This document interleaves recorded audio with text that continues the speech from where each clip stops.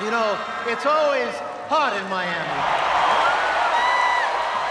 which is why it's the perfect place for Purdue to have its annual sales conference, because we are hot. We are burning up the competition with sales of OxyContin.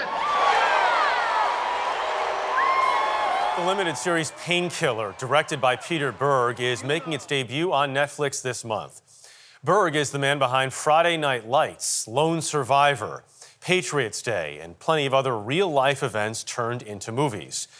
Now he's turned his attention to a new topic, one he says is just as epic as a foreign war. On the eve of the release of Painkiller, we spoke with Berg in New York City. You know, I think it probably started with just the experience I've had personally with people I know who've died from opioids. And also from cocaine and some from alcohol. I've seen, at this point in my life, I have people in my life who've died.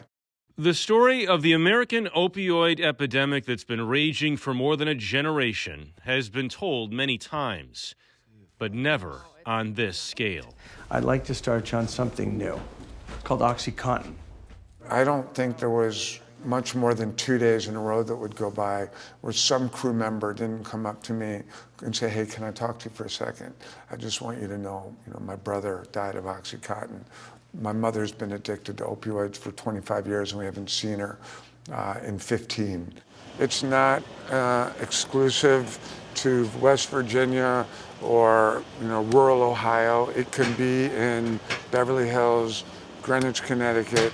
Peter Berg grew up here in New York, but moved to Los Angeles in his early 20s to pursue a career in film. Wendy, you don't even seem bothered by what you've done. I did it for us, Mike. He's done plenty of acting, but directing was always the goal. One he's made good on, overseeing more than 20 films and TV shows. Clear eyes, full hearts, can't lose.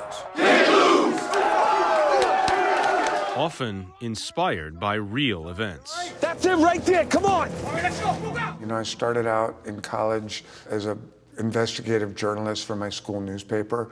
I always found personally that if I could meet the people and talk to the people and walk the walk where they had walked, and then I could sort of interpret that in my own way, I would do better and I would have more passion for it.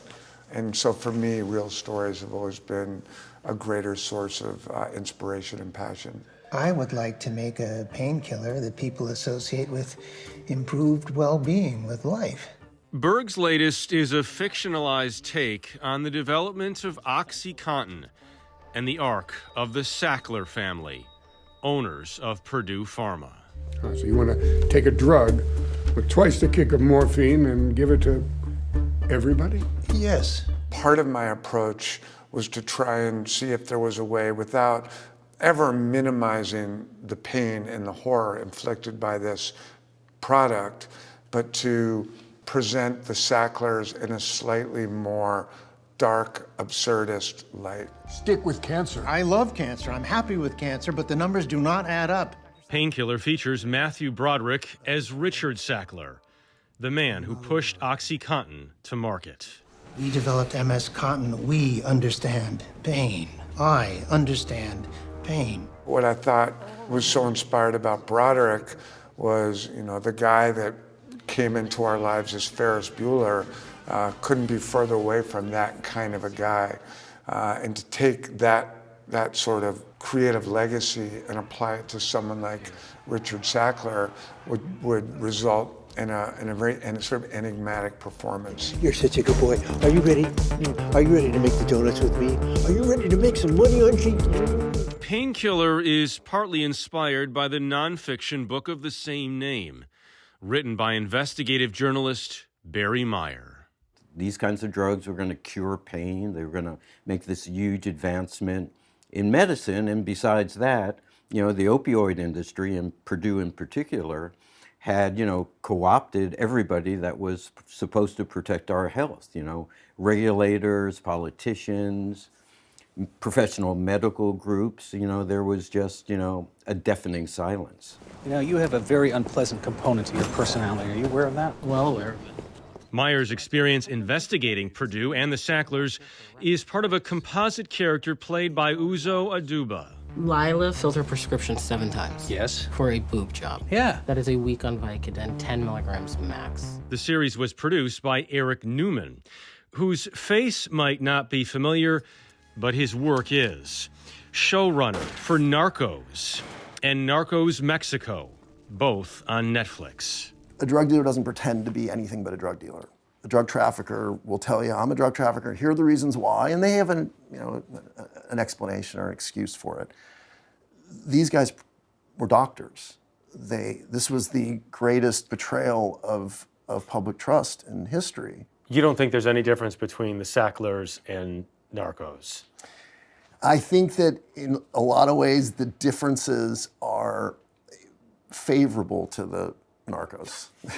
Today, the Sackler name has been stripped from pretty much every cultural institution they lavished money on, but not from the headlines. And though Purdue remains in bankruptcy, the Sacklers are still worth billions. Hello, darkness, my old friend. I've come. And Richard remains out there, somewhere. Maybe they've gotten away with it financially, but they're the ones who have to live with themselves every day. And Richard Sackler, the idea that he has not been able to escape that, the idea that in some form he is alone in a big, empty, expensive home with fire alarms going off in his head, felt appropriate to us. We should say again, this is a fictionalized take, but there are testimonials from parents who've lost children at the beginning of every episode. Those are very real. And there was just the news last week, the Supreme Court stepped in and said the agreement the Sacklers have been trying to negotiate and Purdue Pharma, which would have Purdue paying $6 billion, and the Sacklers get full immunity from any civil prosecution in the future. That was put on hold. So the story's not over yet. I found it fascinating that there was this idea out there that you could cure pain. Yeah. Was that even a real thing? I mean, a lot of people believed it. People wanted it. You want to cure pain. Of course. And if you want it, people want, that's part of it. If you want to believe that that can happen, you'll take something if I tell you that that's what's going to happen. Because you trust doctors. Right, but not to cure what's causing the pain. That was so interesting that a doctor would throw that out there. And it's that whole pain chart, you know, what's your pain 1 to 10 level, that everyone was using for so long. All right, Jeff, great story. Really great.